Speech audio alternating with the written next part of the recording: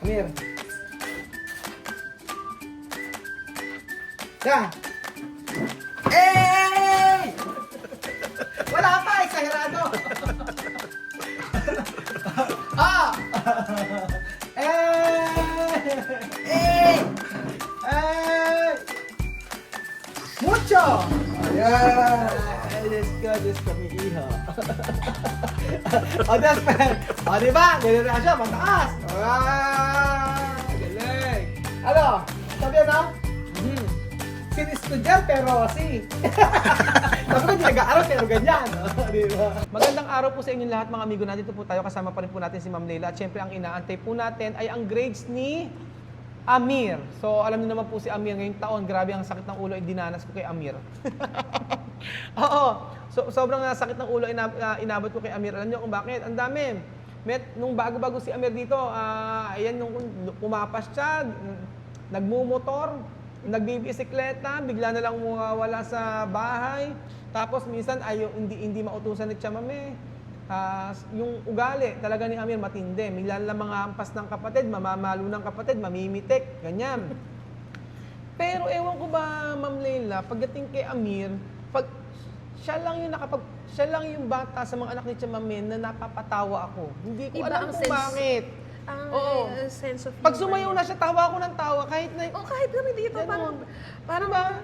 ay, iba si Amir. Iba si Amir eh. Iba Alam mo, ang kahit na bata. meron siyang ginagawang hindi maganda, pero pag kami sumayaw na siya gano'n, nawawala na yung inis mo, gano'n.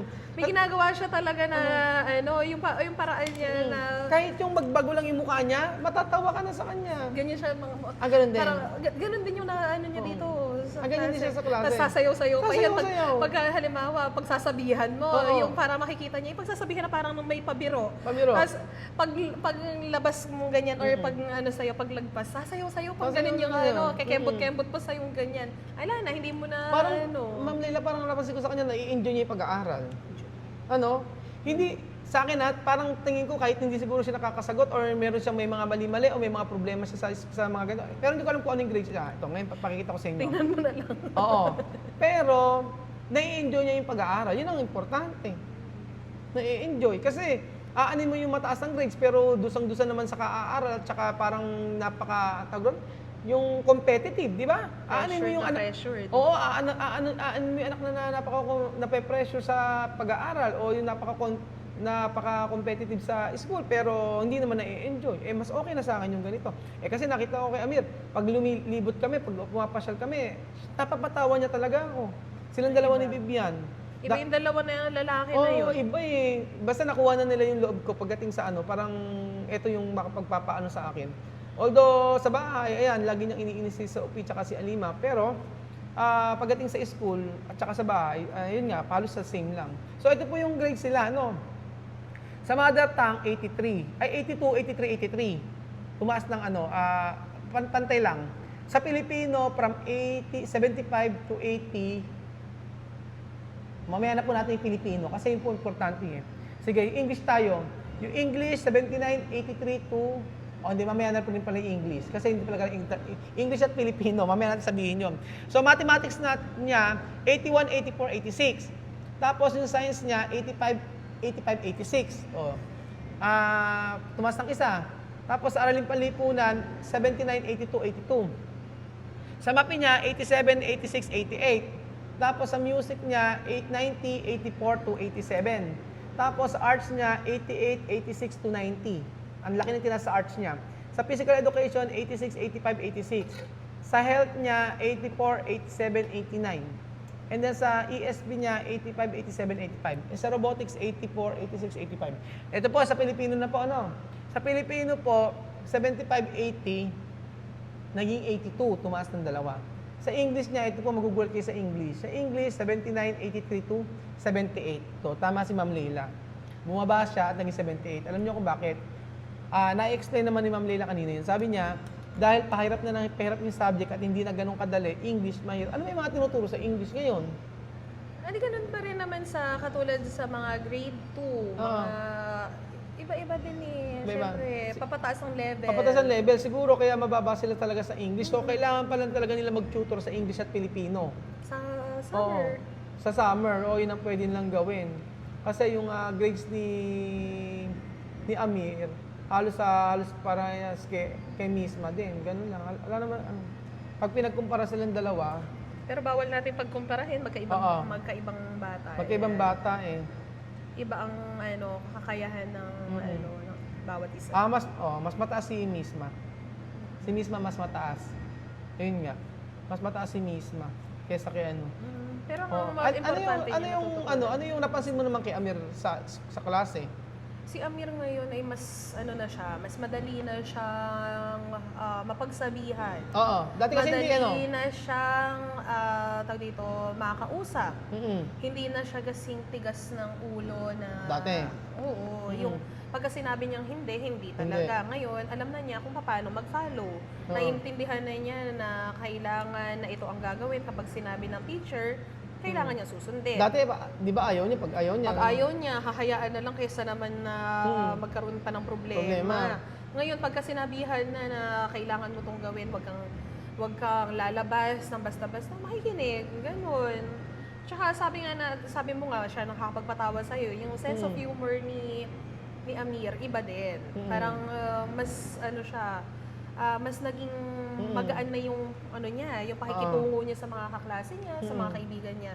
Tapos mas palatawa na siya ngayon, palangiti na O marami na Pagdating naman sa klase. Sa klase naman, siya, pag rin dito, tuwan-tuwa yan. Pagka nakakakuha ng mataas, yes, yes. Ganun siya talaga, makikita mo yung reaksyon. Pagka tatlo mali, ganyan, masaya na siya doon. Yes. Pagyayabang niya na ngayon yun. Niyayabang niya. Ay, niyayabang, lalo na kay mismo ganyan. Oo. Hindi niya alam, mas mataas yung nakuha ng hits. Pero masaya siya kasi yun. Oo. Good kaya. Ganun na siya, tapos upo na yun. Tapos siya, ang nakakatuwa kasi yung mga kaklase, alam mo, ito nakaka-proud yung mga estudyante ko pagka alam nila na nahihirapan.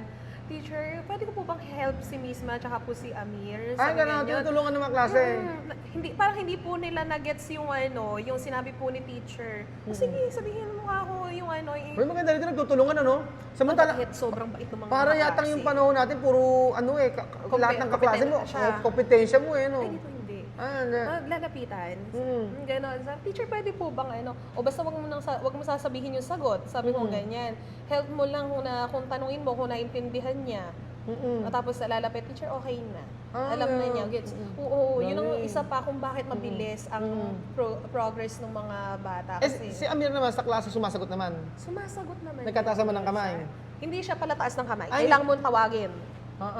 Sino sa mga magkakapatid, sino ang pataas ang kamay? Sa palataas ng kamay sa magkakapatid, Oo. nahawa ko talaga si Alima. Si Alima patataas ang kamay. At saka itong si Luis. Si Luis, si Si Bibian. Si Bibian, ang Pataas talaga ang kamay. Oo, itong dalawa, ewan ko. Paano sila medyo sumasagot sa'yo? Itong dalawa. For example, ganito Si Alima. Halimbawa, talagang si Alima, may tinanong ka ganyan, sasagot talaga siya pag Oo, napapatayo pa yun For eh. example, magbigay ng example, magbibigay siya. Oo. May ganon. Kahit hindi mo pa, talaga makikiparticipate, yung normal na parang Oo. Pilipino na magtataas. Actually, sa lahat magkakapatid, mula kanina, ang nakita ko pala mataas talaga si Alima. Si Alima. Si Alima. Konti na lang talaga. Ang alam Oo. ko, konti na lang. 1 point na lang si Alima, honor Honor na. Mm-mm. Oo, kita mo. Oo nga eh. Kaya sabi ko talagang inaay namin nitong fourth quarter. Ma-honor. Ma-honor ng Oo nga, fourth 1 point na lang quarter kasi si siguro. Alima eh. Konti Nakita mo lang naman, yun. nagpa-participate siya. Pag sinabi sumayaw, sayaw. Pag sinabing kumanta ka, kanta. Ay, kanta, ganun siya. Oo. Game na game. Kahit na yung words na kinakanta niya, kahit yung pinaka-tono lang, kakanta siya, ganun. At saka, kabisado nila yung mga English mga kanta ngayon, Ay, mga hindi ko pa worship. Hindi ko pa di ba? Kasi si Ma'am Aiza din, Sige. mahilig siya magpatugtog ng mga worship songs. Sige, kailangan natin na So, sabihin sa tinan kanila. mo, pagka minsan, pakantahin mo. Ay, Kailangan pala yan. yan natin. Ayun, basta kasi sa akin si Alima, natutuwa ako para siyang literal na Pilipinong bata na na hindi siya foreign, kumbaga nakikipag taas, me, ganyan. Sabi ko at least talaga makikita mo na yung bata, right? Ito siguro si Amira at si Misma dahil nga dumadaan sila sa sige lang sir, ayun po, na siguro dumadaan sila sa sa stage ng puberty stage na ganyan or pagiging teenager, nagiging mahiyain sila. So, As per Luis naman kasi, ayan, talagang kuya naman na siya. So, nag-gain na niya, nakalagpas na siya. Sa part na Doon yun? sa parte na Ah, nahihiya, yung may nahihiya siya. confusion siya. Mas nag-gain na niya yung confidence. So, kaya si Luis din sa akin, aktibo din siya Paano naman, kunyari, halimbawa, nagkaklase kayo, ni Luis. hindi, kahit sila misma, tsaka sila misma, Amir. oo. Ayan. Tapos nagtanong ka, magbigay kayo ng example again, hindi siya nagkataas. Siyempre, may time na dapat tabagin mo sila. Kahit Oo, yung halimbawa, nagdi-discuss kami. So, pipilitin namin na may maibigay silang example. Kasi pag kami naibigay na example, ibig sabihin engage dun sa discussion. Alam niya yung flow, alam namin na naiintindihan nila yung lesson. So, ganun naman, naiintindihan nila. So, pagka tinanong, misma, example, So, pagka nagbigay ng example, tumama, okay, naiintindihan. So, hindi kailangan na i-translate from time to time.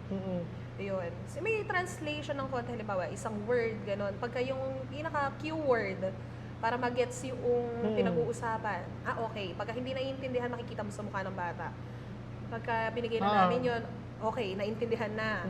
Okay, alam na. Ganyan. Pagka sinabi namin, alam na, okay, naiintindihan, pwede, dire-diretso na yung discussion. Paano pagdating sa mga kaklase, kaganyan, si misma naging mahihiyain na, paano pag break time, ano yung mga ginagawa? Normal na bata, hindi nakaupo, pero nakikipagdaldalan sa Yan. mga kaklase. Nakikipagkwentuhan, sabi ko nga sa iyo, ang the best na way para matuto sila ng makapagsasalita ng English at Tagalog. Sa mga klase. Makikipag-usap sa mga Kaklase. kaklase. Itong mga kaklase ay masyadong mabibida, o kaya sila... Anong usapan nila sa klase? Tagalog? Tagalog, English. Tagalog, English? Kasi ganun yung mga estudyante ko, Tagalog, English ang usapan nila. Depende sa trip nila ng topic. May mga Kasi topics maghapon nila. sila nandito no? Oo. Sipin mo. Ano, meron ba silang mga nap time? May mga ganyan-ganyan ba Wala sila? naman. Wala naman. Kinder na yun. Kinder lang pala Kay yun. Chuchan yun. Kay Chuchan lang pala yung mga nap time na yan. Oo. Sila naman, ang break time nila sa snack time, 20 minutes. Sa lunch time, 30 minutes. Kaya aral. Kaya yun yung malaking adjustment nila, di ba? Pero tingin mo, Ma'am Leila, yung grades nila misma Amir na yan, para sa isang Aprikano na pumunta dito sa Pilipinas, anong masasabi mo? First time na mga Aprikano pumunta sa Pilipinas, nag-aral, at ito ang mga grades nila from first grading, second grading, third grading. Anong masasabi mo sa grades nila? Maganda rin yung grades na yan, di ba? Hindi naman natin ine-expect na ganyan na yung makukuha nila. Bakit ano expect ba dapat nila? Ang expectation natin, hindi naman makakakuha ng agad-agad ng matataas na marka. Siyempre, magdadaan sila sa adjustment period, mahihirapan of course sa lengguwahe natin. Kumbaga itong grades na to ay mataas na yan. Mataas sa na yan. Sa bago. Oo. Pero ang tanong ko, itong grades ba ni Amir at saka ni Vivian merong Misma? Itong grades ba ni Amir at saka ni Misma ay merong kagaya din ng grades ng mga kaklase niya na halos hindi nagkakalayo? Meron din naman? Meron din naman. Kasi hindi naman natin Hindi naman sila yung huling-huli, hindi naman. Hindi naman. Hindi naman. Pagdating sa grades. Hindi naman. So, ibig sabihin, may mga ka-level din sila na ganun. Nakakasabay. Nakakasabay. Sunod. Yun importante. Hindi naman sila yung sobrang... Baba. Oo. Ganon. Kasi ito, mataas na nga ito, kumbaga. Kasi ang tanong doon, yung kapwa ba nila, yung kapwa natin Pilipino na bata, ay ganon din ba yung grades or mas... Meron ding difference, syempre, dahil ang disadvantage naman talaga nila, yung pagkakaroon ng kabihasaan sa pagsasalita ng Tagalog at saka ng English. Pero kung sasabihin natin ng regardless, kaya naman din nila. Kaya nila, pero wag naman na i-expect natin na maile-level natin. Maile-level natin. Oo. Kasi iba kasi talaga pag Tagalog talaga. Alam. Siyempre, gagaya ng mga bata rito, first, grade 1, grade 2, iba, Tagalog na talaga pinag-usapan nila. Talagang marunong na. Sila, from Africa, dito. Yun. Tsaka hindi naman natin binigyan sila ng pressure dun sa part na yun.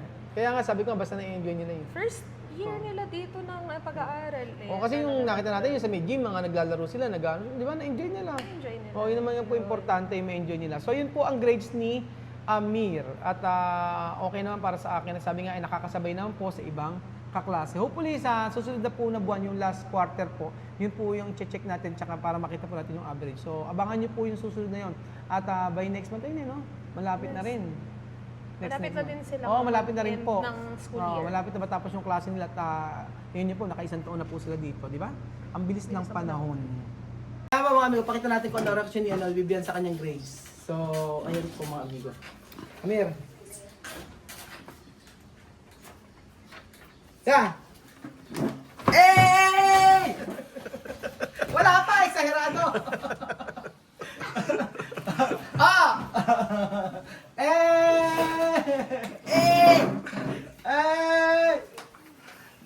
Mucho! Ayan! Diyos kami iho. O, Desper! O, diba? Ganun na siya, mataas! Galing! Ano? Sabi ano? Sin estudyar pero si. Sabi ko, hindi nag-aaral pero ganyan. Di ba? O, yun ang reaction ni Amir. Wala kayo. Mataas ang grades ni Amir. O, di ba mga amigo? Sabi ko sa inyo matutuwa siya. Sabi yan, okay yung grades ni Amir. Ayun po mga amigo. Nakita niyo na ang reaction ni Kuya Amir sa kanyang grades. So, hopefully this coming sa may 4th grade tingnan natin ano magiging general average sila. O, di ba? Ang saya. Pagka ganito, sulit ang pagpapaaral natin sa kanila, mga amigo. Hindi tayo nagkakad na mataas sa grade. Ang mahal ka ay at nakakapasa at saka na-enjoy nila yung pag-aaral nila. So, ayun po mga amigo. Okay.